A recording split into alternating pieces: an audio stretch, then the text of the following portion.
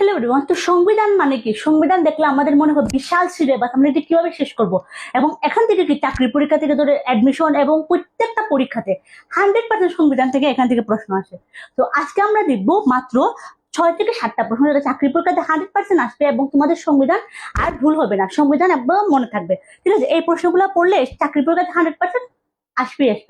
তো আজকে আমরা দেখবো সংবিধান একটা সুপার ক্লাস। ওকে, তো চলো প্রথম দেখি যে বাংলাদেশের সংবিধান কার্যকর করা হবে 16 ডিসেম্বর 1972 সালে। বাংলাদেশের সংবিধান কার্যকর করা হয় কি 16 ডিসেম্বর 1972 সালে। বাংলাদেশের সংবিধান কার্যকর করা হয় কি 16 ডিসেম্বর 1972 সালে। তারপর কি তফসিল কতটি? সংবিধানের তফসিল কি 60টি। তো সংবিধানের তফসিল কতটি? সংবিধানের তফসিল ছিল 60টি। ওকে, ভাগ সংখ্যা কতটি? ভাগ সংখ্যা 11টি। সংবিধানের কতটি ভাগ সংখ্যা? 11টি ভাগ সংখ্যা। সংবিধানের ভাগ সংখ্যা কতটি? 11টি।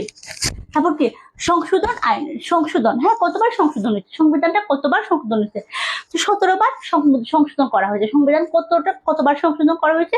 17বার। শেষ লাস্ট সংবিধান 17বার সংশোধন করা হয়েছে। ওকে, তারপরে কি রচিত ভাষা কতটি? সংবিধানের রচিত ভাষা কতটি? সংবিধানের রচিত ভাষা হচ্ছে 2টি। সংবিধানের কিন্তু কতটি রচিত ভাষা? সংবিধানের রচিত ভাষা হচ্ছে 2টি। মূলনীতি হচ্ছে 4টি। সংবিধানের মূলনীতি কতটি? মূলনীতি হচ্ছে 4টি। রক্ষক হচ্ছে কি সুপ্রিম কোর্ট। সংবিধানের রক্ষক কে? সংবিধানের রক্ষক হচ্ছে সুপ্রিম কোর্ট। সংবিধানের রক্ষক কে? Supreme court. সর্বপ্রথম গণপরিষদে উত্থাপিত হয় কি 1972 সালে। সংবিধান সর্বপ্রথম গণপরিষদে উত্থাপিত হয় 1972 সালে। সর্বপ্রথম সংবিধান গণপরিষদে উত্থাপিত হয় কি 1972 সালে। এবং সংবিধান দিবস কি 4 নভেম্বর। আমরা এটা কিন্তু ভেরি ইম্পর্টেন্ট। ঠিক আছে, সংবিধান দিবস 4 নভেম্বর।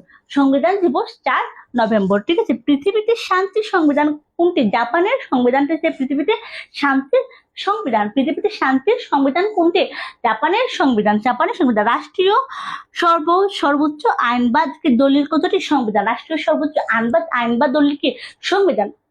এটা খুবই গুরুত্বপূর্ণ, সবাই শেয়ার করে দিবে এবং তোমাদের পাশে থাকবে এবং এই পেজটা ফলো করে দিবে সবাইকে।